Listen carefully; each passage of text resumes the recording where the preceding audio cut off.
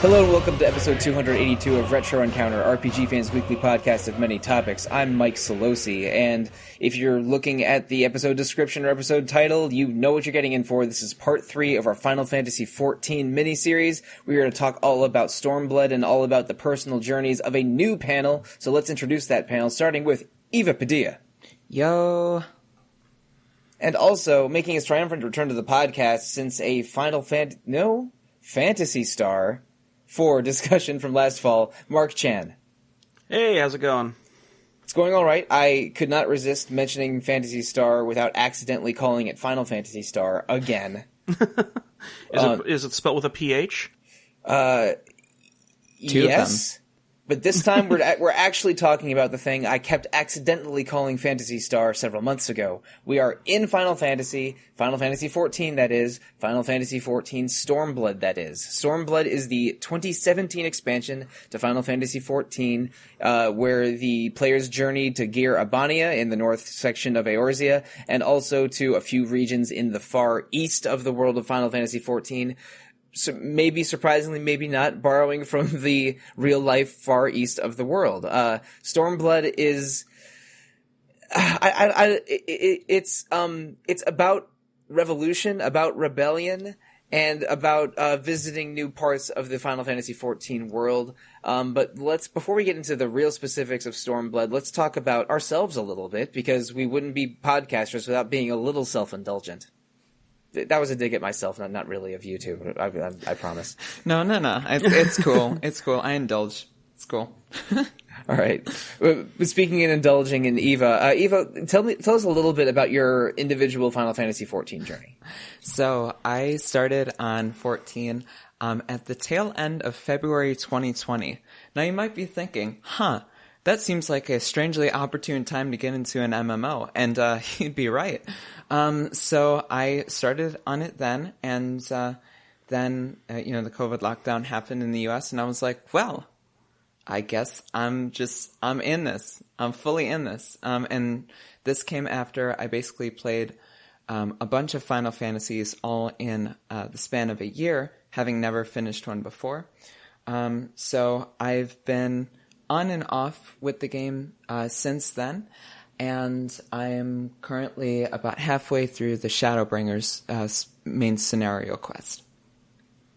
That's right. I remember when you and I first met and started podcasting together was, I don't know, middle of 2019 or so. You were in the midst of trying to play most or all of the Final Fantasies.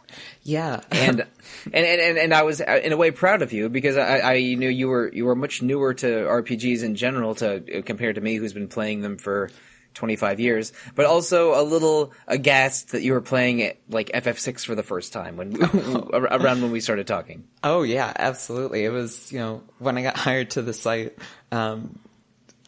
someone asked about, Chrono Trigger versus FF6, and I was like, I'm currently just starting Chrono Trigger, and I finished FF6 like 3 weeks ago. Chrono Trigger and FF6, two games that we have podcasted about here on Retro Encounter somewhat in the past, before Eva was born, I guess. Oh jeez. Yeah.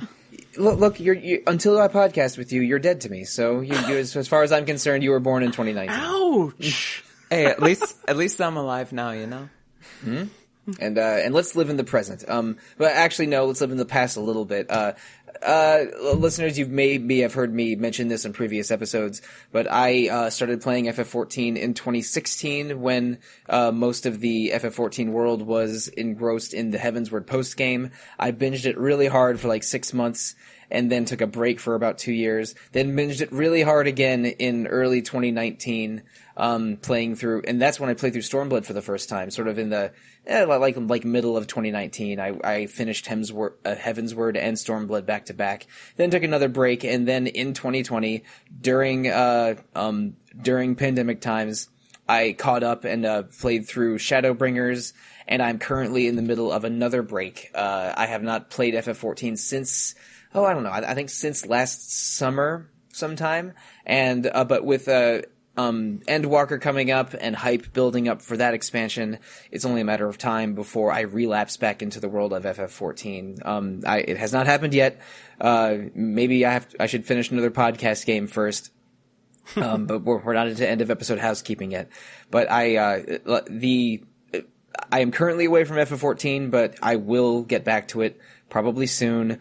But speaking of people getting back to FF14 after a break, Mark, I know that you are that you have gotten deep into FF14 and definitely have at least cleared through Stormblood. But we're on a break for at least a while. What's your FF14 journey been like?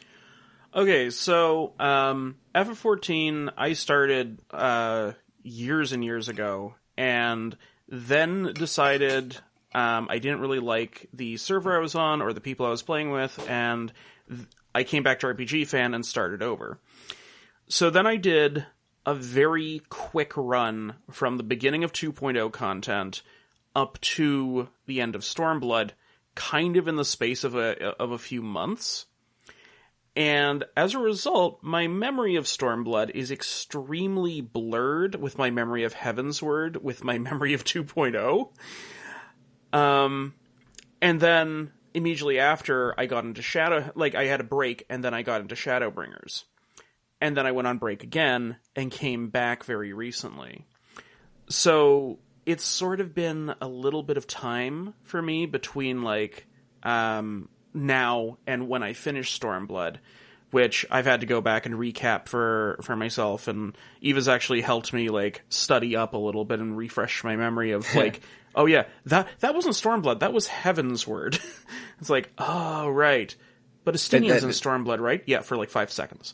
Yeah, that was a good call, because there will be a test at the end of the episode.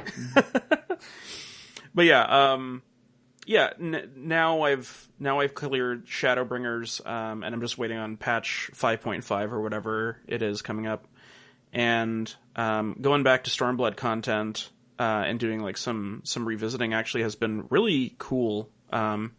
I'd kind of glossed and forgotten just how cool both Yotsuyu and Fordola's stories are, so I'm looking forward to talking about them today. Those two are. I think each of them is a very worthy discussion within Stormblood. Fordello and Yotsuyu, sort of secondary antagonists and very important NPCs through Stormblood and its post-game content.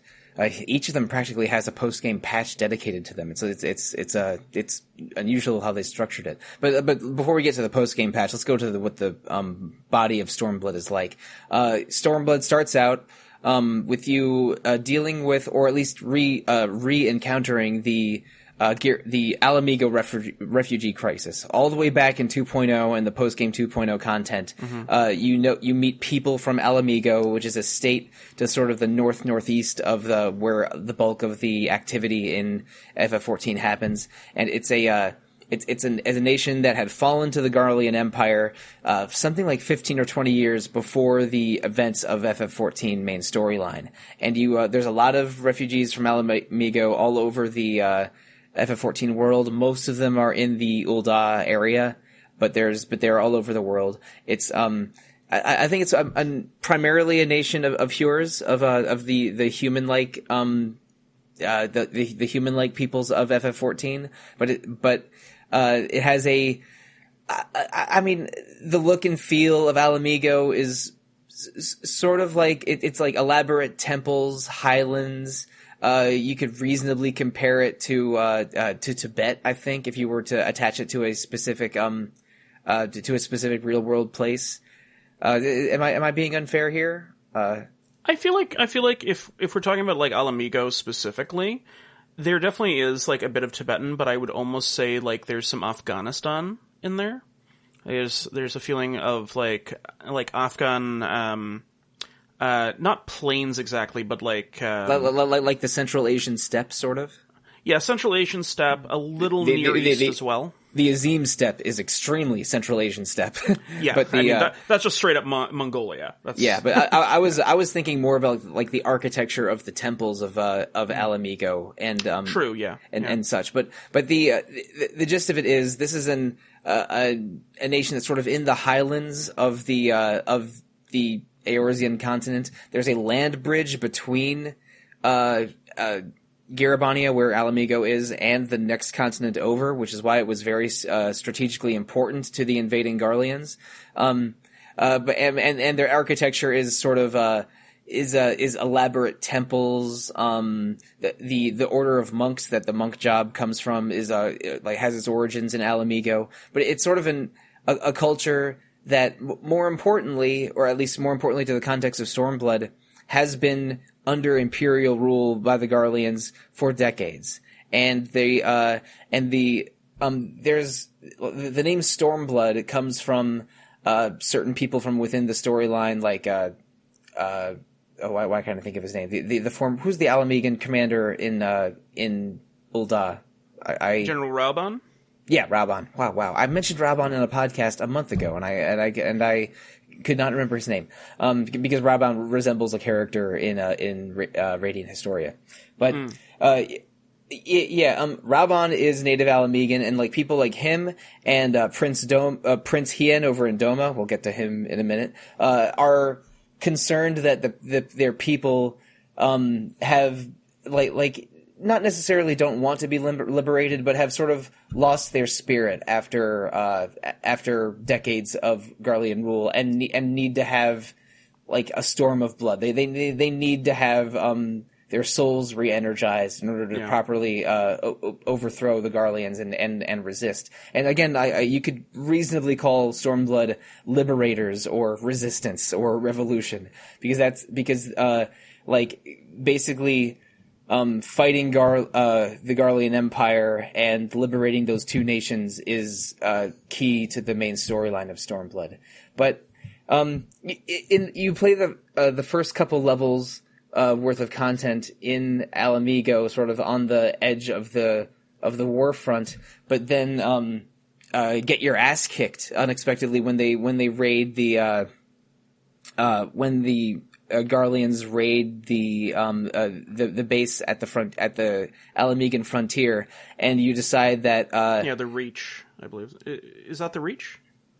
Ralger's Reach is the Ralger's is the base, and it's like when you go there for the first time, you're like, oh, this is going to be like a little town, like an important base. And when you're at like after you gain one level in the storyline, it gets attacked by the Garleans, and you encounter Xenos, the Garlean general, and the prince of Garlemald for the first time, and he is a lot.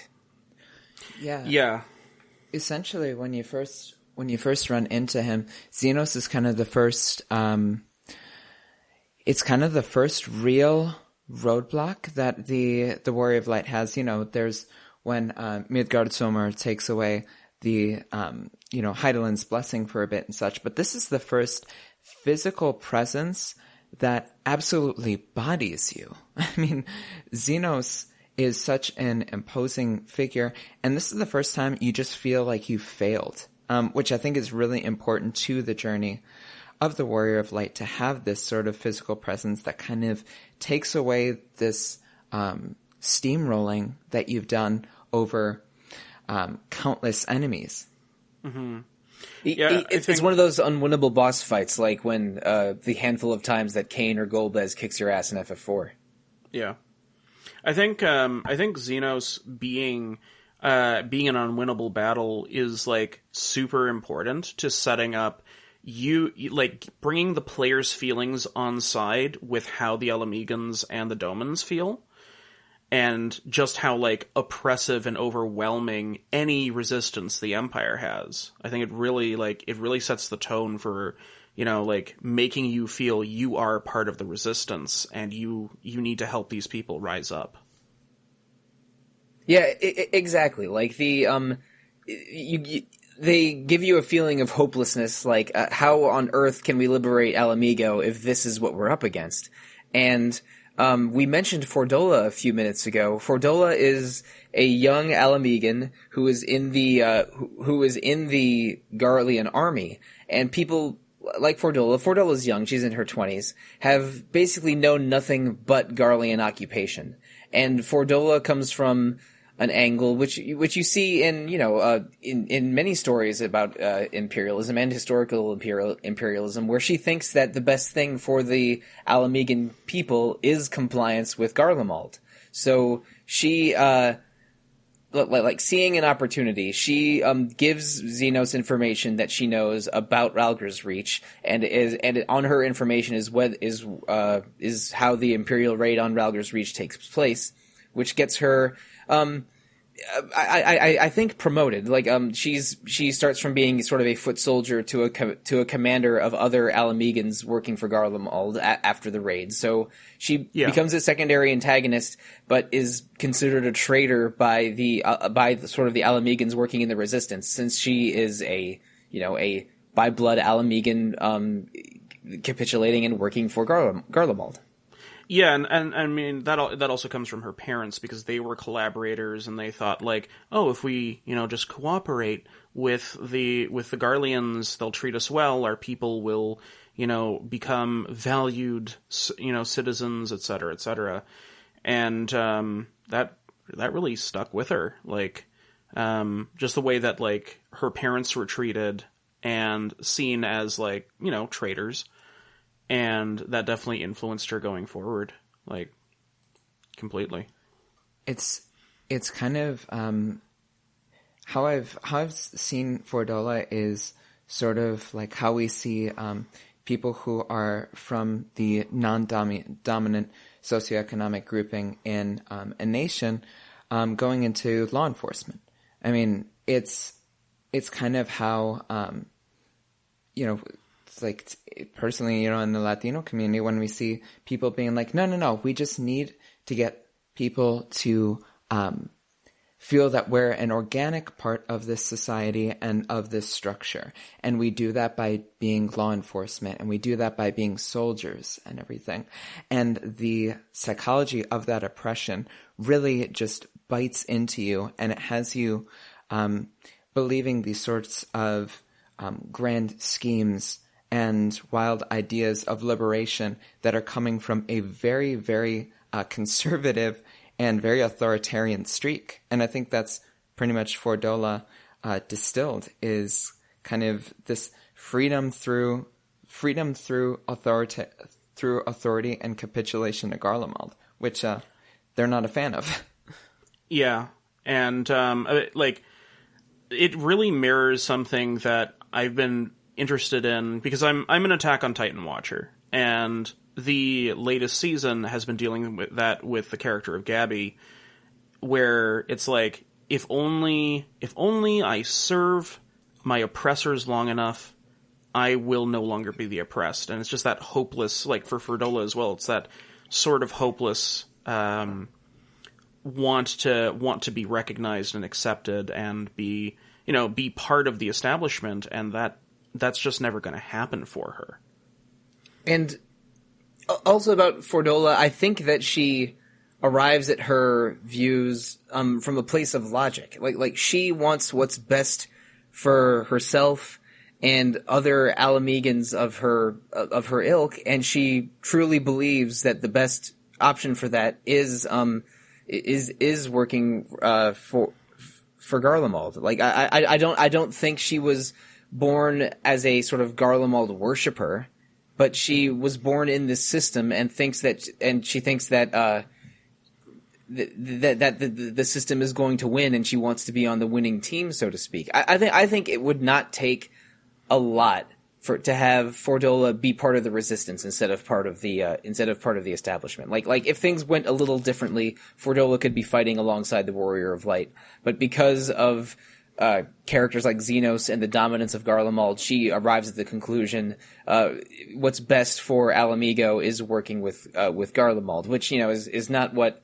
not what the player feels, and not what anyone in the Resistance feels. But I think that Fordola is like pragmatism is part of why she fights for whom she fights for. But we haven't. I mean, we mentioned Xenos and him being overwhelmingly powerful without really describing him. I mean, he wears the incredibly large and bulky armor of Garlean officers, which is a little bit like Judge armor from Final Fantasy XII.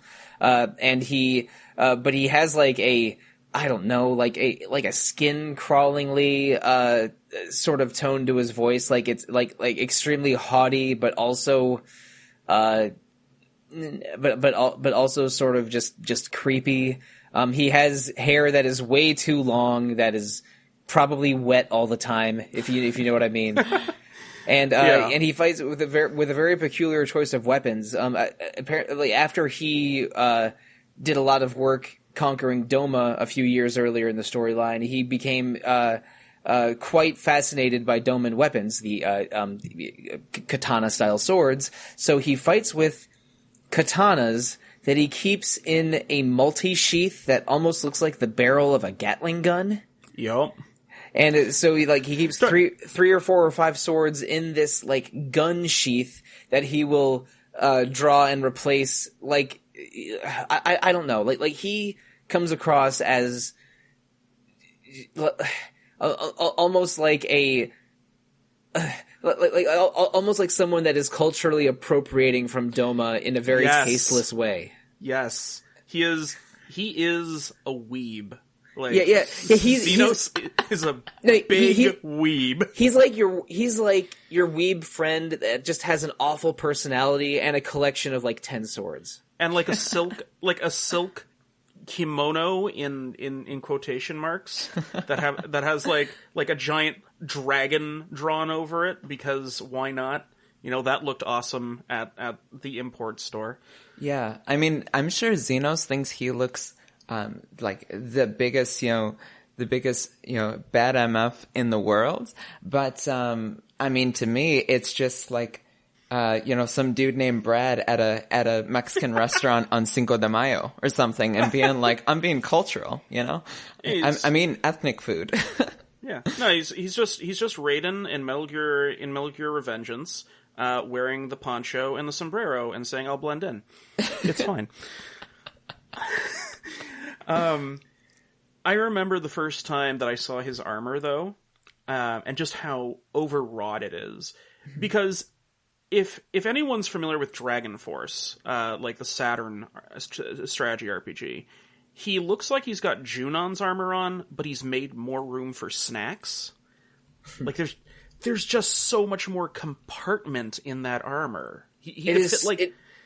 It is so bulky, and it's baffling that he's able to move with speed and power in armor that size. I almost expect it to have for the armor to have like jet attachments or something, because it just seems impossible to move in. And he's just a Gundam. He's just a Gundam. And when you see him in movement, he's often moving very slowly and laboriously, like in cutscenes. Like he's just taking big, slow, heavy steps. But then in combat, he is lightning fast, which is, it's weird. But he is Xenos is a lot. He's extremely extra. And after you lose badly to him at Ralger's Reach, you decide you need to lay low. So you get in contact with Yugiri and Gosetsu, who were refugees from Doma that you meet in the 2.x storylines. I think 2.1, because that's when Yugiri introduces the ninja job to you, which is a Doman export to A Realm Reborn, and that's when you're being a cultural appreciator, not a cultural appropriator. We're letting you be ninjas. We're giving you the ninja thing. Yeah. We are giving you the ninja thing. You can do all this ninja stuff. We welcome it. Just don't be like that Xenos asshole, please. But you decide that Gyr Abania and Alamigo are not a lost cause, but for now you should just maybe avoid Xenos for a while, and maybe Doma is the place to do that. So you take a boat over to Kugane, which is a sort of a city-state just outside of Doma, and on the way you do your first dungeon of Stormblood, and we don't need to go through Stormblood dungeon by dungeon, but I think that, you know what, maybe I do want to go through Stormblood dungeon by dungeon, because I think that it does some really interesting dungeons. This isn't the first time they do this in FF14, but in Stormblood, there's a lot of dungeons that are sort of different from going into a cave or a fort. Mm-hmm. It just feels either setting wise or approach wise non-traditional for an FF14 dungeon, because the very first one is basically a set of like a ship's graveyard full of ghosts, because your boat to Kugane runs aground of them, and you go through not a ghost ship exactly, but sort of a collection of ghost ships, and fight a lot of supernatural and nautical enemies on the way through it. I feel so bad that I can't remember the name of the dungeon. Siren Song Sea. That's it, Siren Song Sea. It reminded me quite a bit of like Final Fantasy V and just an expansion on that whole like up to the point you're meeting Ferris. Like I feel like that inspired a lot of Siren Song. Well, no. After you meet Ferris, when your team is completed in FF5, one of the first dungeons in the game after Sildra shipwrecks, you go through a network of destroyed ships and fight Siren at the end of it. That's right. Yeah, it's been a hot minute since I played 5. But yeah. It's been a while since I played FF4, 5, or 6. But those games are just so in my DNA that I can relive the plot of any of them at a moment's notice. But it is a little bit like that early FF5 dungeon.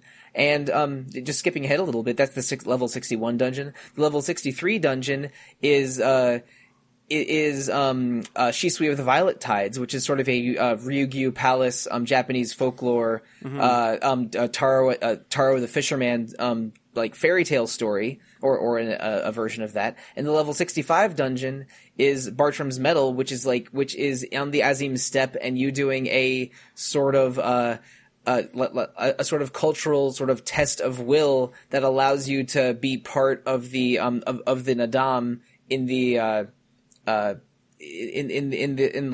take part in sort of the cultural battle royale. Almost. Yeah, the cultural battle royale of the plains, and those aren't 3 normal dungeons. They are very unique to the setting and specific to the setting that you encounter each of them in, and aren't exactly going into a cave or going into a fort in a really interesting way. And I think that Shadowbringers has dungeons like that as well, but in Stormblood they deliberately zag instead of zig for what you're expecting out of a FF14 expansion.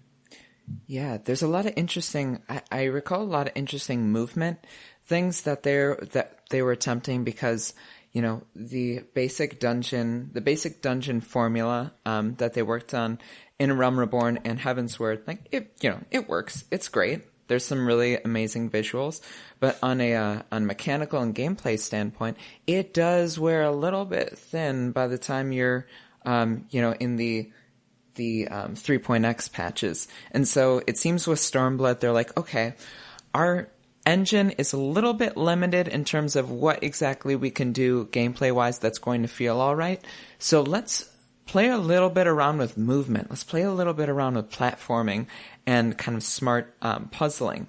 And I really appreciate that about it, because it still has these amazing aesthetics, but it also is kind of more engaging in terms of the spaces you have to navigate. Mm-hmm.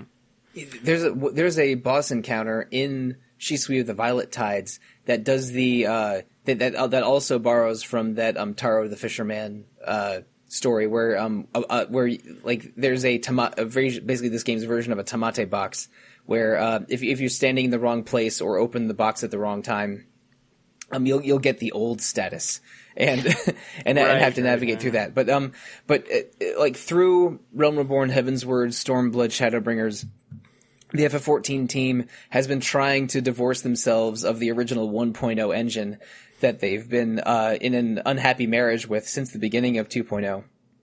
And the PS3 limitations, for that matter. Yeah, true. But they maybe it's more noticeable in Stormblood than Heavensward that they're doing things with dungeon design and boss encounter design that they couldn't do in 2.0 and 3.0. And that's where we get, just some really creative and unusual dungeon designs and boss designs that are really good. Like I think that I like the Heavensward story more than Stormblood, speaking very broadly, but I think that Stormblood has way more interesting dungeons and bosses than Realm Reborn or Heavensward. And I'm excited to talk about my favorites of those later. But When you land in Kugane, running it back a little bit, Kugane is sort of the main, the new metropolis in Stormblood. It's stylized like a feudal Japanese town. It's pretty. It's really pretty, and makes it very clear that this is the expansion of samurai, because there's a lot of katanas, a lot of sort of a traditionally Japanese visual flair, and samurai is one of the two new jobs introduced in Stormblood alongside Red Mage. But from Kugane, you go. Your goal is to find the Doman resistance, and you go through an area called the Ruby Sea, which is sort of a reef and island system that's run by a group of pirates, and you try to get the pirates on your side. And from the Ruby Sea, you go into sort of the outskirts of Doma, where the people are very much oppressed, and then you go north to this a region called the Azim Steppe, which we said earlier is similar to Mongolia or other sort of Central Asian tribe lands, where Hien, the Prince of Doma, is under willful exile. But more importantly, in the Ruby Sea area, you meet the governor of Doma, who is similar to Fordola in that she is a native of Doma that is working willingly with Garlemald, and that is Yatsuyu. Yep. And she is, like Fordola, a major secondary antagonist of the game, and also like Fordola, we could do a whole podcast just about her, probably. Yeah, absolutely. I think Yotsuyu is one of the key characters that brought me in and like made me care about what was happening in Stormblood.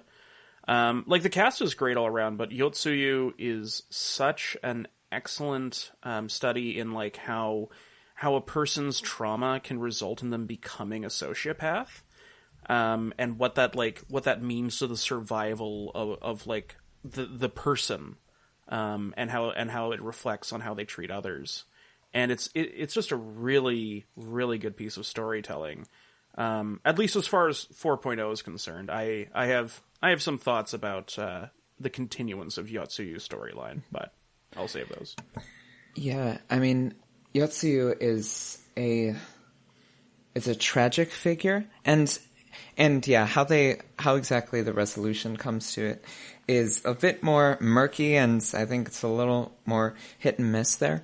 But in terms of presenting kind of a corollary and a tension with Fordola, you have this character who is a native of an oppressed people under the yoke of empire, where Fordola she believes in something. She is trying to make things better for the people of Alamigo. She has a funny way of going about it, but it's something that is tangible, and it's not necessarily just slash and burn and end things. Yotsuyu is so touched by her trauma and that yoke of oppression that everything to her is just bile. It's all just things that she wants to burn, things that she wants to end, things that she wants to destroy. And it's painful to watch that at times. And it's presented so well. There's such a poison to the way that her voice actor presents her lines that I think is excellent. Yeah, she's just like dripping in like almost silky venom. Like everything she says is meant to cut at you. Mm-hmm. Yeah, and I think that her appearance and her personality don't necessarily belie each other, but are like maybe not exactly what the player is expecting. She resembles like a Japanese oiran from 300 years ago, like a high end Yakuza matriarch or high end courtesan or something. But in the very first scene you meet her, she is murdering Doman villagers almost at random. And while Fordola is trying to do what she thinks is best for her people and has love for her country, Yatsuyu almost wants revenge on her country and wants Doma to suffer. Because I hope I'm not oversimplifying this, but she was born into Doman upper class as the child of a mistress of a wealthy Doman merchant. So, but then when her mother died and she was adopted into that family, her mother and brother and probably also her father sort of did not want her, and she was abused. I think both sexually and socially, and grew up very, very troubled, putting it mildly and somewhat broadly. Yeah, because she was like sold to a brothel at one point, wasn't she? I think so. Like she was an unwanted daughter, adopted by the upper class, then abused, especially by her stepmother, and then I think sold into a brothel and sexually abused as well. And I'm not exactly sure how she connected with the occupying Garleans. That story probably is in there, and I just forgot it. I apologize. But eventually, she begins working with Doma and is named governor of Doma in Xenos' absence, because Xenos was sort of called from Doma to deal with Alamigo at the start of the Stormblood storyline. But anyway, Yatsuyu is another minor antagonist, and you sort of are first avoiding her, but you see her in action in the Ruby Sea and in the Doman outskirts, but realize that the person to sort of centralize the Doman resistance around is Prince Hien, the former prince of the Doman monarchy, or maybe you could say empire. I'm not sure, and he's been in the Azim Steppe for quite some time. And when you meet him, it's sort of interesting. You have to sort of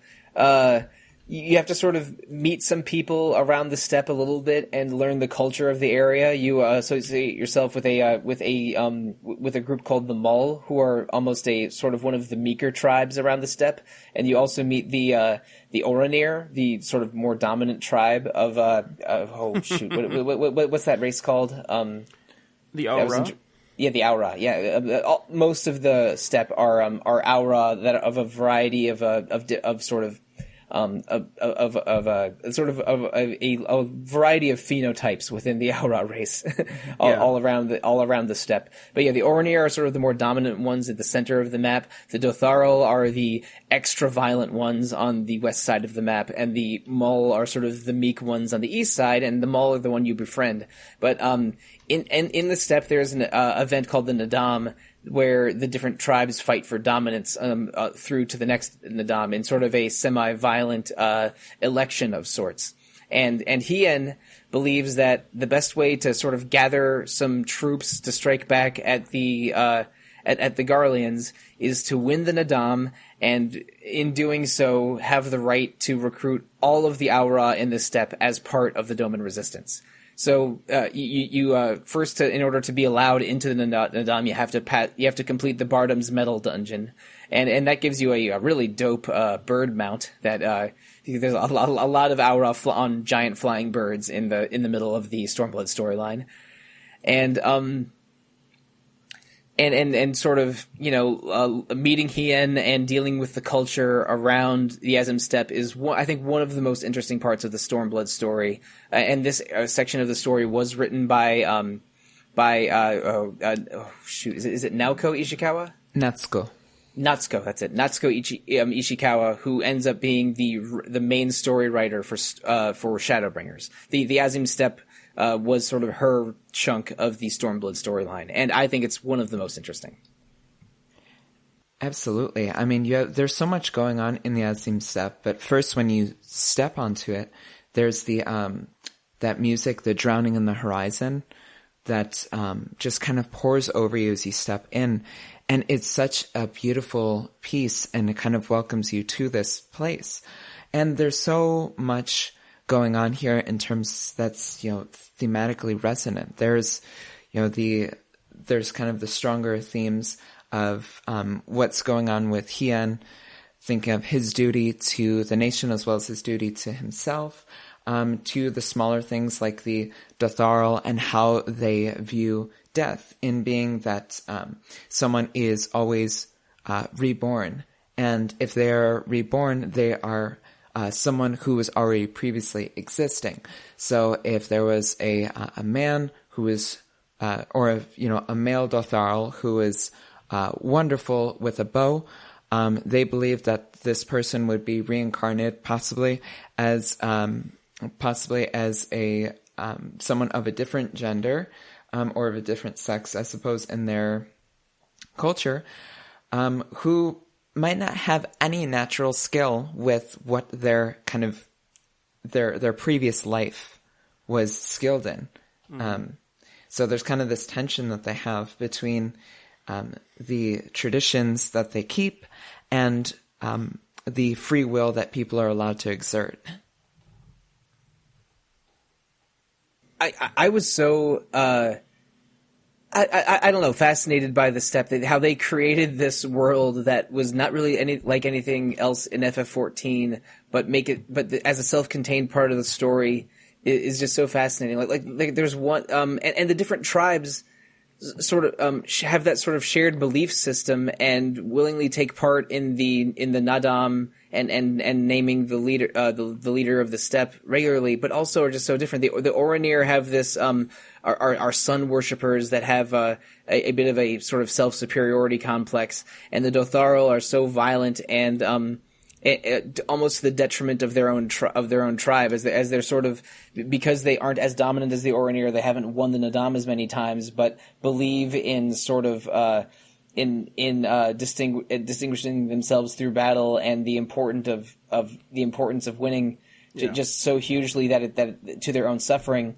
And I forget the name of the tribe, but the ones that sort of run the mercantile area, the village area near the entrance, are almost completely mute and decline to speak because they believe that actions are truth and words are lies. Mm-hmm. In a way that when they interact with others, they value things like favors and gift giving over oral communication. And it's crazy that they created like a half dozen mini cultures as sort of an interacting multiculture. That's just one part of the game. And Eva, you talked about the main theme of the Azim Steppe. It is one of the most beautiful and striking of the whole game. I've used it as opening music elsewhere in Retro Encounter before, and I enjoy it so much. Yeah, I think with like the mini cultures, as you were saying, like one of the best devices they have there is that they wrote like a representative for each of them for you to actually like participate with. Especially like Sadhu, for instance, and just how aggressive she is and just how, bloodthirsty in a way. The leader of the Dotharil, Sadhu, right. Mm-hmm. And I can't remember the leader of the Oranir's name, but just like how much he looks down his nose at other people, except when it comes to Y'shtola, who has the best clapback in the universe for him. His name is Magnai, and he interacts with Y'shtola in the post game of Stormblood. Y'shtola is remarkably absent for most of the Stormblood main story because she's injured in the raid on Rauger's Reach. But when Magnai is sort of looking for quote unquote his son, because he's looking for a prospective mate. And at different times, he even makes advances towards the representative in the mall, and apparently at one point tried to hit on Sadhu like before the story began. But when he makes an advance towards Y'shtola in the post game, she shuts him down spectacularly, and it's one of the best comedy moments in all of FF14. But holy moly, how have we gone this far without even mentioning Lys? Well, I think that kind of makes sense in some way with Lys, because just catch people up. Lys is from the Scions, and she was thought to be her sister Ida. Turns out that she is a native Alamegan named Lys, and she is she's been gone from Alamigo for so long, and kind of the beginning thrust of the story is her returning to Alamigo and kind of being an outsider in her own place of birth, and how she deals with that and the people that she comes in contact with, because she hasn't lived in Alamigo. She hasn't lived under this kind of oppressive cloud for decades like some of these people have. And so she gets angry with them. And she's like, why aren't you fighting? Why aren't you taking power back? Why aren't we setting things ablaze right now? And they kind of push her to the side a little bit because they're saying, we're tired. We are just trying to survive here. And you don't know what it's like because you weren't here. And that might have not been your fault. It might have been because of, circumstances that are outside of your control. But regardless of whether it was your intention or not, you haven't been here and you don't know what it's like. And it's a lot of Lys coming to terms with that she can be a leader of the Alamegans, but she has to understand that it's kind of integrating herself back into her people. Yeah, and I think one of the great points of tension for her and why she feels she has to face up to that is she's not just an Alamegan. She's the daughter of Conrad Hext, who was the leader of the Resistance at one point. Wait, correct. No. You're right. Yeah. She and Ida are the two daughters of Conrad Hext. They escaped Alamigo upon her father's death when Lys was very young, and lived either elsewhere in Aor. What? Hold up, sorry. We actually need to make you a correction. Just looked. You it's combine Curtis. Two people. It's Curtis What? Hext. Conrad Curtis Hext. Kemp is the current Yes. leader. Curtis Right, Hext okay. was their father. Right. Okay. So yeah, but Lys and Ida were the daughters of the previous leader of the Resistance. They left Alamigo when they were both very young. Ida was at least a few years older than Lys, and they moved either elsewhere in Eorzea or maybe all the way to Sharlayan, where the Scions of the Seventh Dawn are formed. But at some point, they did join up with the Scions, and Ida became leadership within them. But during some conflict, Ida sadly passed away. And with Papalymo, Ida's close friend, they mutually decided that Lys would masquerade as Ida going forward. Just for the benefit of the group. But for a long time, the only person that knew that Ida wasn't Ida and was in fact Lys was Papalymo. And maybe also Y'shtola, because Y'shtola always seems to know things that other people don't.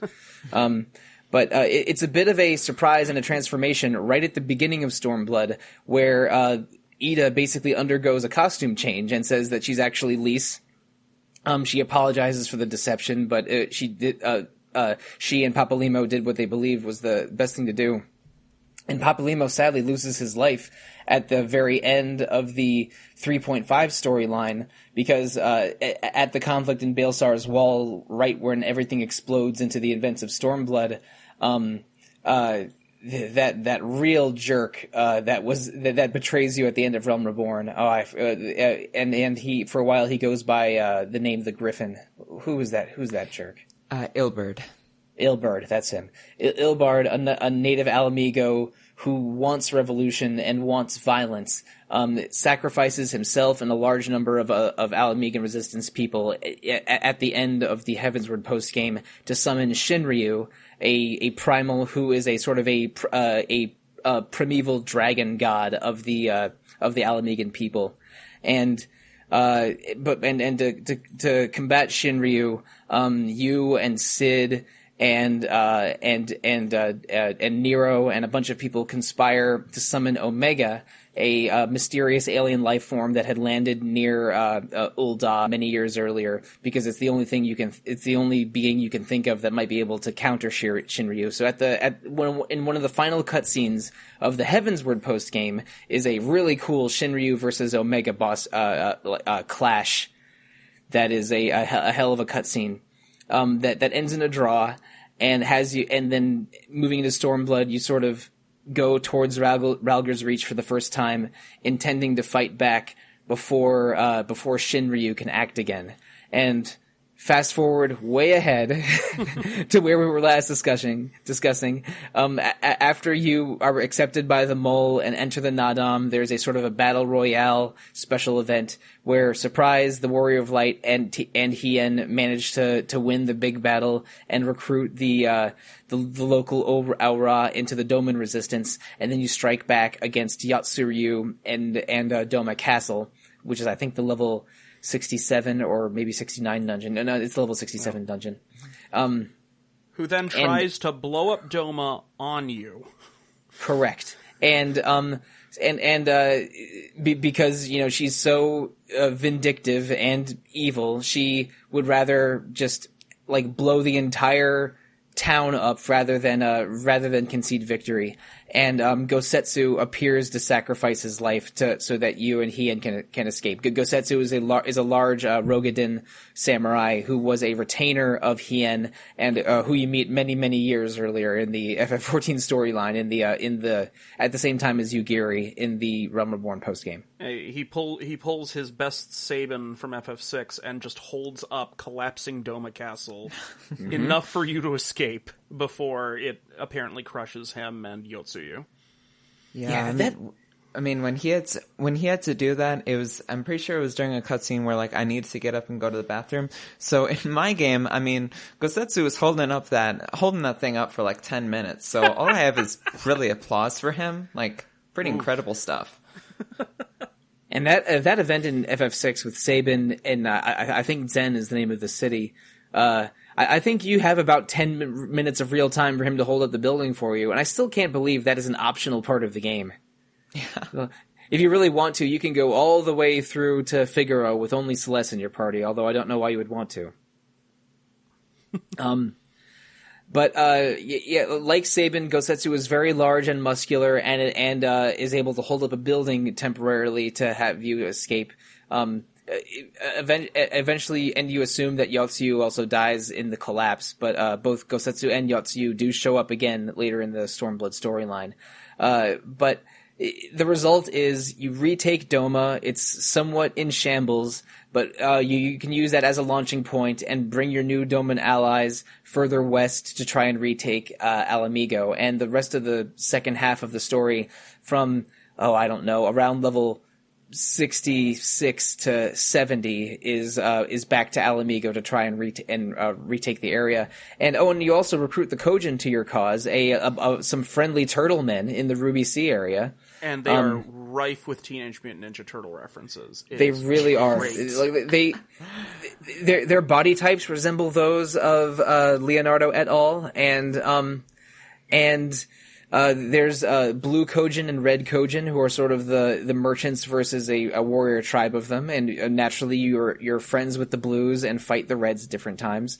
They have an interesting belief system centered around magical artifacts, objects of power like the 2019 video game Control in some ways. And you fight the first trial battle of the game, Susanoo, who's maybe a primal, maybe not, but definitely a huge entity contained in one of the objects of power. It's a pretty cool boss fight. Speaking of holding up very heavy objects so your friends can take the enemy down. There's one of the tanks has to hold a giant sword up in place while the DPS work on the boss for a very dramatic pause in that battle. But yeah, again, because barely glossing over the pirates in the Ruby Sea and the Kojin and the different tribes in the steppe, they throw so many different types of people at you in the Stormblood storyline, and we're maybe at the halfway or 60% mark in discussing it. Yeah. I think the Kojin, if I can just take a second with them, they're a very interesting integration of like what you would see as like more Shinto. Like more shrine Shinto beliefs, especially with the idea of sacred objects, because in Japanese imperial history, for instance, they have the sword, the mirror, and there's a third object that I can't. It's a jewel or a magatama. Right. Yeah. Mm-hmm. So the jewel, the sword, and the mirror, and having that come forward as well with the Kojin, who also are involved with the gods of the four directions, was just sort of a really cool sort of intersection of both Shinto and what I would gloss as like received Chinese traditional spiritual beliefs. Yeah, with as they've the been integrated, the Four Lords side quest which is part of the post game of Stormblood, and there's also like the ideas of reincarnation in the steppe that Eva mentioned a while ago, and when you go back to Alamigo and start working with the tribe of snake people there, like they have some have some either Hindu or pre-Hindu Indian folklore, at least at a visual level, and their primal that you fight at one point around level 68 or 69 section of the storyline is Lakshmi. Is Lakshmi, which is again a goddess from Hindu folklore, and there's just such a mishmash and intersection of cultural influences in Stormblood that's always fascinating. The Four Lords storyline is tied for my favorite special event or special quest line in Stormblood. We'll get to what the other one of those is a little later, but when you return to Alamigo, you interact with the Resistance again and stage a new offensive against Alamigo. You go into the final area of the game, which is a part of Gyr Abania called the Locks. You go through a dungeon that is extremely Final Fantasy VI Magitech Lab. Yep. And then the final dungeon of the game is retaking the Palace of Alamigo and finally fighting Xenos once and then Shinryu in a separate trial. Alamigo, which is enormous, like just mind-boggling huge. Yeah, just like I was back in Alamigo the other day, and I was just like, I forgot how big this place is. Like, they really put giant structure on display there. And it was really cool. Like, I really love the scale they introduced. And the dungeon before it, you're fighting a bunch of like lab monsters in from FF6, and I think the final boss of it is one of the Magroder enemies from FF6. Yep. And Alamigo is full of Garlean technology, which again resembles FF6 Magitech. And Shinryu, the final boss of Stormblood, another primal trial battle, is from the super boss from Final Fantasy V. Just in case you thought that FF14 wasn't done making classic Final Fantasy references, just hold on to your butts. But the post game the end game of Stormblood ends in a final moment of sort of imperialism. Again, we've talked about the different feelings of characters like Lys and Fordola and Yatsuyu, and how sort of imperial occupation and an invading force has affected each of them. They do one thing at the very end of Stormblood that I thought was really powerful. Throughout the game, there's sort of a chanted anthem that plays during boss fights, and you hear a version of it being sung by imperial troops when you're going through the Alamigan occupied areas of the game, and you think of it as like, oh, this is an imperial marching song, or this is maybe the Garlean national anthem, or similar. You could reasonably think that, but at the very end of the story, with Xenos defeated and Shinryu defeated, and members of the Resistance coming up to the castle ramparts of the Alamigo capital, and they all begin to sing it together, but with a slightly different tone and different lyrics than the marching song you heard before, and the player realizes, oh, the invading Garleans took the national anthem of Alamigo, rewrote it into an imperial marching song, in order to integrate the like native Alamigan culture and make it become Garlean culture. And this is something that the British Army did in India and other places with some traditional music, and certainly other sort of like imperialist forces over the course of real human history. But just the moment of realizing that the Alamigans taking back Alamigo sort of comes to a head with them taking back their own song in a way that just was a really powerful moment for me. That's sort of right at the beginning of the end credits of Stormblood. Yeah, like when that happens, I remember just feeling like this is this is the most complete that FF14 has felt to me in terms of like summarizing its story thesis. This is a powerful moment, visually, of course, and plot wise, but having that song there to tie it all together and be like, this is what resistance against imperialism actually means in the story. And it being so emotionally powerful was just wonderful to me. Yeah, and there's and how this works, it's kind of like this representation of the extracting practices of imperial forces. And it's not just taking swords and cultural appropriation. It's taking away the very essence of what makes a group of people a people. And so you have this song being taken from them, and you have their culture being taken away. You have all of these different facets that are just kind of being stripped away and taken for use by that colonizing force. And it makes you ignorant and not of your own accord, of your own identity, and where exactly you fit into this sort of structure. And it also kind of works with how the Garleans, they can't use... they basically have to rely on others for the echo. They have to have an artificial echo called the resonant, which is basically, it reminds me of this idea that this imperial force, we don't have magic, but the people that we are oppressing, they do. We need to take their magic because we have none. We are dull and they're the colors. Yeah.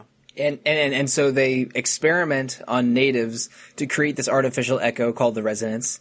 And Fordola and Xenos, I think Fordola as a guinea pig and Xenos later, both are experimented on to gain the resonance for themselves. Yeah. Which makes the boss fights against them, not more complicated, but just adds a plot wrinkle to when you fight them a second time. Yeah, because usually you'd fight Garlean. If you fought Garleans, you've mostly had to deal, at least visually, with the like technology they possess. But Xenos is a whole other bag of tricks. Yeah, he wants to appropriate everything he can, from the Eorzean resonance to Doman katanas, and again, Xenos is just a lot to deal with in general. But in the post game of Stormblood, there's a lot more to deal with. The snake people, in an attempt to reclaim parts of Alamigo, summon Lakshmi again, and try to ensorcel all of the leadership in New Alamigo that doesn't have the resonance or the echo, in a sort of a really interesting choice. Lise willingly frees Fordola so she can help fight back against Lakshmi, because with the resonance, Fordola is able to resist Lakshmi's control, which is a weird mini game of a boss fight where you have to sort of prevent the enemy soldiers from reaching the trapped council people, yeah. so they don't become entranced. It's a weird one, but the story significance of it is that a council of Alamigo is able to reform, and Fordola is freed from prison, then willingly returns to prison because she feels. I think Fordola feels a real sense of wanting to repent after everything that's happened, even though she was part of the oppressing force. She concedes in a way that felt like a sincere attempt of forgiving her character. It's kind of like she was leading this one-woman army and, just kind of completely suffused with her own ideology and way of going about liberation. And once she realizes that liberation is within their fingertips for the Alamegans, and, they're actively working towards setting up this council and reestablishing Alamigo as a free place. I'm sure she feels defeated because her ideology and her idea of capitulation and essentially surrender to the Garleans in order to win liberation has completely failed. And earlier in the story, her unit is wiped out by Xenos willingly, sort of as a sacrifice, in an attempt to try and take down the Warrior of Light and his and their team around the level 68 or 69 section of the story. So and I think that was sort of a wake up call to Fordola. That after you defeat her, she accepts defeat, not necessarily gracefully, but in a way that sort of I think fits her pragmatic character and fits her character that wants the best, or at least wants good for El Amigo. But a character that has a bit of more of a awkward reclamation project, I think, is Yatsuyu, who is in the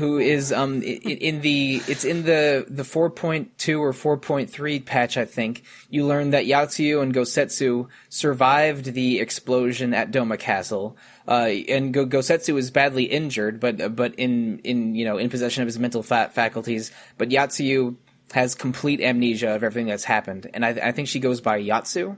Just now? Suyu. Suyu, that's what it is. Yeah, it's been 2 years since I played Stormblood, so I'm definitely getting names wrong all over the place. But there's a whole section of the story where Tsuyu is very innocent, almost heartbreakingly so. She wants nothing more than to help Gosetsu, who she's aware rescued her and wants to take care of him. But like when she goes out in public, the Domans remember her as their bloodthirsty governess and like are practically throwing rocks at her in the street when she just tries to go and buy a persimmon from a local market. You'd think that Gosetsu would have at least told her, maybe we should cut your hair or something. You're really easy to pick out. No, they gave her a hat. Perfect. It's the perfect disguise. They they did the equivalent of giving Yotsuyu like Groucho Marx glasses, and they're like, this should be fine. Like they won't even know. I would have loved if that had been a gag where she just she's at some peddler's stall and turns around, hey Gosetsu, and just has the big nose and mustache and thick rimmed glasses on. And because she has long, straight black hair, that a little bit reminds me of Yukiko putting on the silly glasses in Persona 4. Oh yeah. It's just a little bit. That visual image, which does not happen in FF14, but now I sort of wish it did. But anyway, and Yatsuyu even reconnects with her half brother, who was working for the Garlemald forces as well, Asahi. I hate him. He's a real jerk butt, that Asahi. I hate Asahi so much. There is from the moment he's on screen, just being sort of like the hand rubbing. Yes, I'm so glad that we can come to arrangements. Just like this slimy snake of a politician. And it's clear that he wants to be the new governor of Doma and like reintroduce Garlean rule there, because that would be his path to victory, which immediately ingratiates him to the player, of course. And then the heel turn, an extremely obvious heel turn. But where I think is he instrumental in giving Yatsuyu the object of power that turns her into Tsukiyomi, right? Yeah. So I mean, he kind of sets all these things in. He kind of sets all these things in place, and his plan basically goes all swimmingly until the very end when he is killed by his half sister Yatsuyu. So yeah. And Mark, you were talking about the three treasures of Japan, the Imperial Regalia, where I think the Magatama jewel summons Susanoo earlier in the story, and I believe it's a mirror.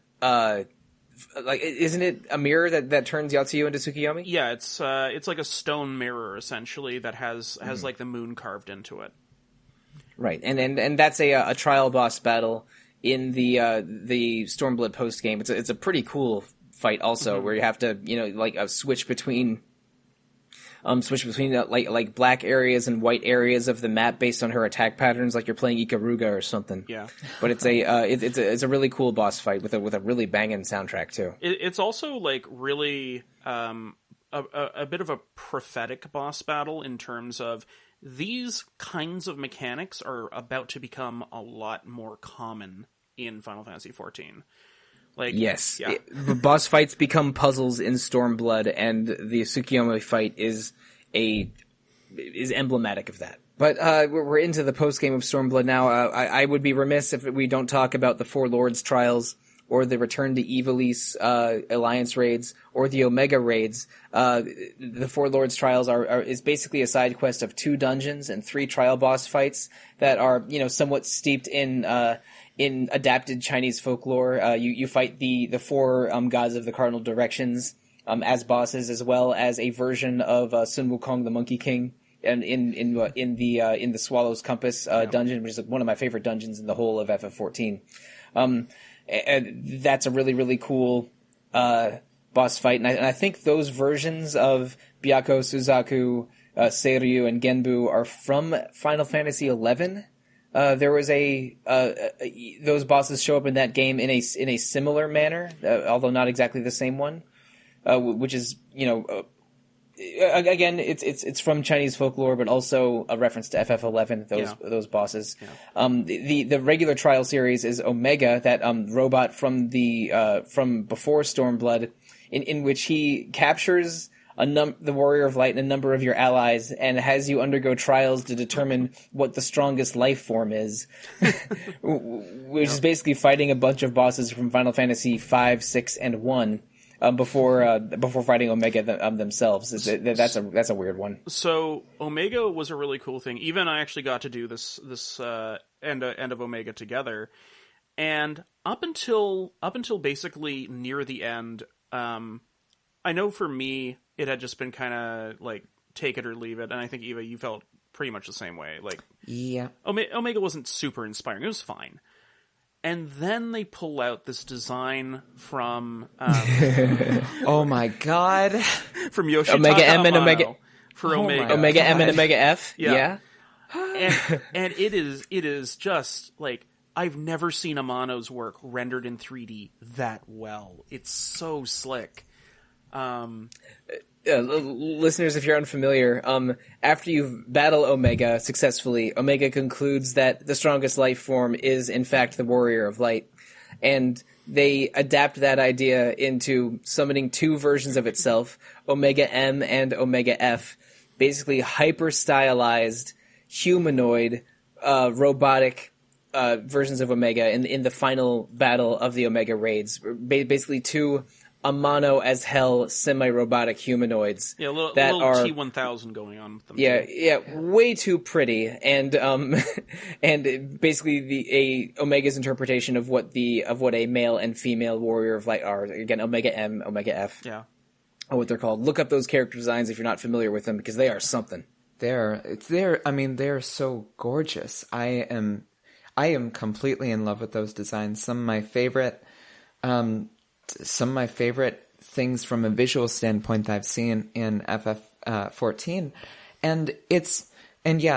Omega, the Omegascape and everything, it's fine, it's cool, you fight Kafka, there's, whatever.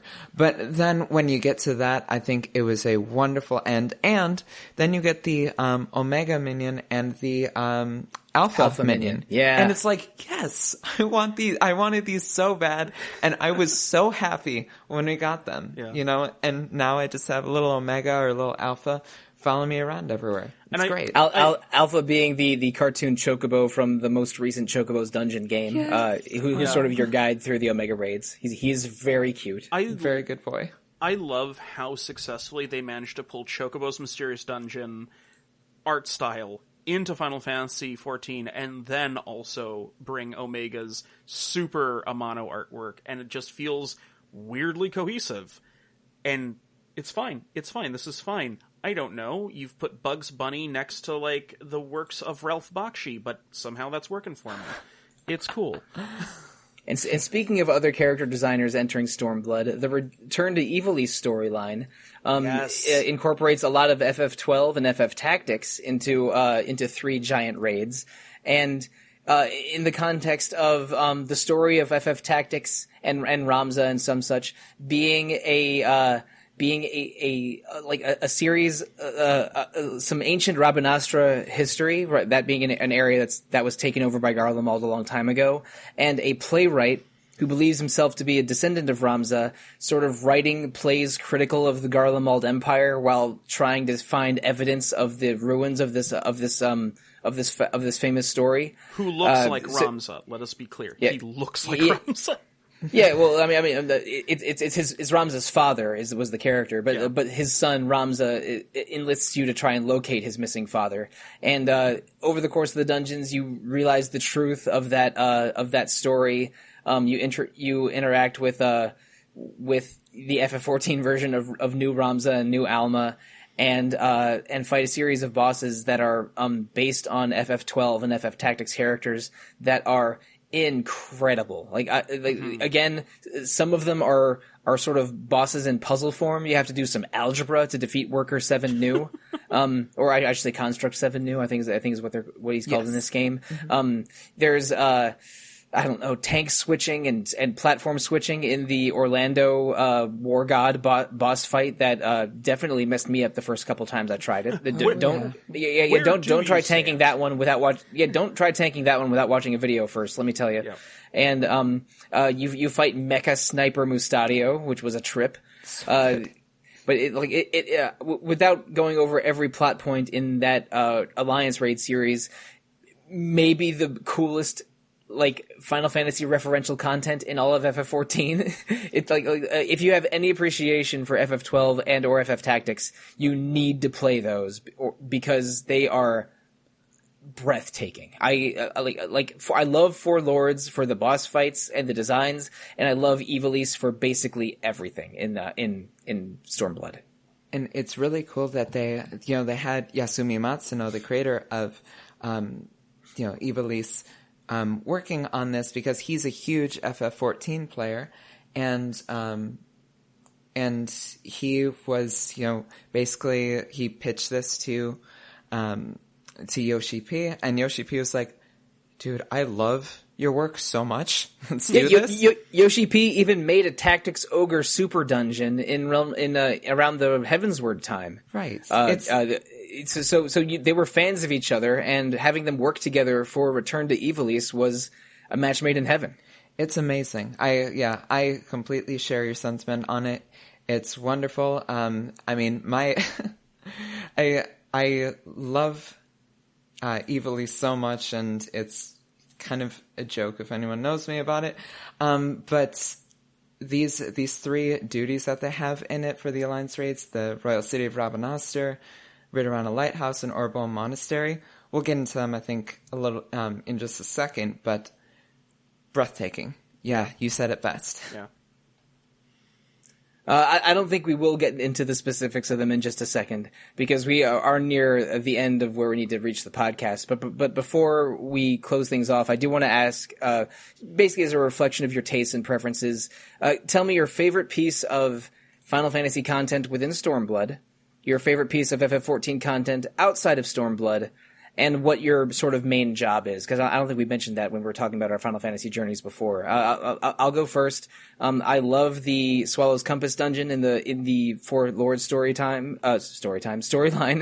where you fight the Monkey King boss at the end. Everyone know I've mentioned many times that my sort of co-main jobs are monk and warrior, but I also dabble in samurai and gunbreaker a lot, especially because they use a lot of the same equipment as warrior and monk. And I don't know. We aren't going to get to it quite yet, but I still think my favorite dungeon, or the dungeon in Greater FF14 that is maybe the most memorable to me, is Holdminster Switch. The first dungeon of Shadowbringers is very, very special to me. But I won't go into the specifics of those, but I will let both of you go into specifics if you like. Starting with you, Mark, can you give me your personal main job, one of your favorite pieces of Stormblood content, and one of your favorite pieces of FF14 content, not Stormblood? It would whatever order you choose. So I mained Monk for most of 14. More and more I am playing Astrologian. But I switched between the two. I played Dark for a little bit. I played Samurai for a little bit. I can go back to them. They're not my main interest. In terms of my favorite piece of Stormblood content, I would say probably Hell's Cure, which was part of the Four Lords quest. It's the battle against Suzaku. You got to play a rhythm game for that one. Yes, you do. You have to make sure that you aren't in the way of that fire. But what struck me about that is that the mechanics are really solid, and Suzaku herself is gorgeous.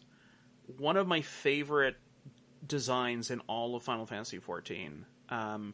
There's a bit of Chinese in there. There's strangely like a little bit of like Indian influence in there, and it's just so colorful and rich, and I just really love how she looks in her like humanoid form.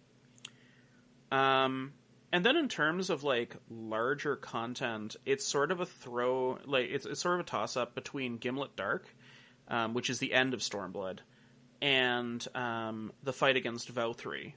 And just like how his dungeon looks in Shadowbringers. Gimlet Dark just being so alive and rich with like explosions and soldiers and events, essentially, and fighting alongside these characters that you've come up in the story with in a really nice procedural scenario. Valkyrie doesn't exactly have a dungeon. I mean, you do the Mount Gulg dungeon right beforehand. Yeah, that's the one I mean, Mount Gulg. Right. Okay. Yeah. But the actual fight against him is a trial called Innocence, which is a super cool trial in Shadowbringers. That fight rules. Yeah. Mm-hmm. So, Eva, can you share some favorites with us? Sure. Also keeping on the Four Lords, Jade Stoa, which is Byaku's trial. It's a very strange trial, but it's also got probably my favorite piece of music from Stormblood, which is Amatsukaze. Just a riff-in song. Just absolutely rips. I think I also used that for a previous Retro Encounter episode at one point. It's so good. It just rips. And then, I mean, the Evilist stuff, I was saying, we can come back to that because, or Bone or Ridorana. I mean, if you let me fight Mateus or Constrict 7 or Yesmet, I'm very, very happy. And a lot of my favorite stuff is just in Stormblood. Shisui as well. Shisui is such a beautiful dungeon. Holy moly! Yeah, I mean, it is just brilliant. I love it. And people are always trying to farm the very risque female armor in Shisui Violet Tide. So there's it comes up in the dungeon roulette quite often. Yeah, I've never been about that because my characters just wear like hoodies and such. But I'm a mechanist. I started off as a summoner until somewhere in Heavensward, and then as soon as I was able to unlock mechanist, I was like, oh yeah, if we're doing this, because I love being working class shooty girl. Like that's just all I am and all I ever want to be. So yeah. Sometimes you find a job and it just feels like home. Yes. I started as a monk in FF14, but then when I got over tanking anxiety and started experimenting with tanks, I realized, giant axe warrior is who I am now, and it's been my main since. I don't know, something level 25 content in my FF14 career. It's Monster Hunter. A little bit, yeah. Remarkably, the switch axe is almost closer to a katana than a heavy axe. I mean, Monster Hunter great swords are kind of more like a warrior axe, but Stormblood is the expansion that has a Monster Hunter trial in it. You get to fight a Rathalos. Yup. Mm-hmm. And in the very hard version of it, it incorporates some Monster Hunter rules like 3 deaths and you get a game over, and a team of 4 instead of a team of 8. And one of the Monster Hunter producers, who I think is a grandson of the founder of Capcom, was brought in for this crossover, and he even talked about in an E3 conference once. He talked about trying to recruit Yoshi P over to Capcom and convincing him that revitalizing FF14 was a mistake. which is a story from something like 2011 or 2012 that they could laugh about in 2017 in that interview that I saw.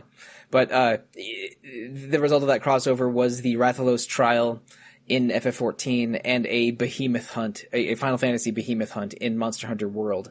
That is an extremely cool crossover that you bet your ass I took part in. But speaking of crossovers that I take part in, let's talk about what's coming up in Retro Encounter. Listeners, in April we are finally doing an episode on Crimson Shroud that I have delayed multiple times over the past few weeks or month to the frustration of Eva and others. But we are going to do our episode on Crimson Shroud next week, so I better finish that game before next week, I guess. But after Crimson Shroud, we are doing 2 episodes on Suikoden 3, another game that I have barely started and need to play much more of in the coming weeks. But we will get to that, our 3rd Suikoden game for the Retro Encounter podcast later in April.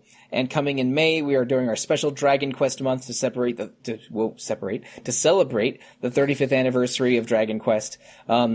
I'm also 35. I am somewhat tickled to be a few months older than my favorite RPG series. But we're doing 4 episodes on Dragon Quest, 2 of which are going to be game journals about Dragon Quest IV, the youngest or second youngest game, the oldest or second oldest game that we've ever played for the podcast. So we've only gone into the NES days one other time. So Dragon Quest IV and 2 other Dragon Quest episodes coming in May. But whether you listen to us in April or May or any time at all, the best way to reach us is to email retro@rpgfan.com. You can also visit rpgfan.com's message boards or our Facebook page or our Instagram or our Twitter or our Discord or our YouTube channel or our Twitch channel, something streaming on Twitch basically every day. There are many ways to interact with RPG Fan. Please do whichever is your favorite, even if it's just listening to these podcasts. And I say these podcasts because there are 3 other podcasts on on RPG Fan. Not on Retro. I'm mixing up my words today. This is embarrassing. But not embarrassing are our 3 other podcasts. Random Encounter about randomness, Rhythm Encounter about RPG music, and Phoenix Edge, another weekly podcast mostly focused on current events. You can review Retro Encounter or those 3 other podcasts on iTunes or Google Play or Spotify or however you choose to listen to us. Please listen to us, whatever is your preference. But if you prefer to interact with the 3 of us individually on social media, let's tell the listeners how to do so, starting with you, Eva. So if you want to send me cute pictures of Yasumi Matsuno, you can find me on Twitter and Instagram as @EvaLise, or you can find me, or you can find me on RPG Fan's general social media on Facebook, Instagram, and Twitter. And Mark, how can listeners interact with you? So you can find me on Twitter at Sudomarch, SUDOMARCH, and you can send me cute pictures of Hien or you, Gyri. Either one's good. And listeners, if you want to interact with me on social media, you probably figured out how to do so by now. You can find me at The Real Monsoon most of the time, at Evoker for Dogs other times, Monsoon Mike on RPG Fans Discord, and I will accept any cute pictures of Gosetsu that you can provide. But listeners, no matter who you think is cutest in Stormblood, it is a remarkable achievement within Final Fantasy XIV, and I had a blast reliving it and discussing it with Eva and Mark. But to Eva and Mark and the listeners, thank you, good night, Bye. and good luck.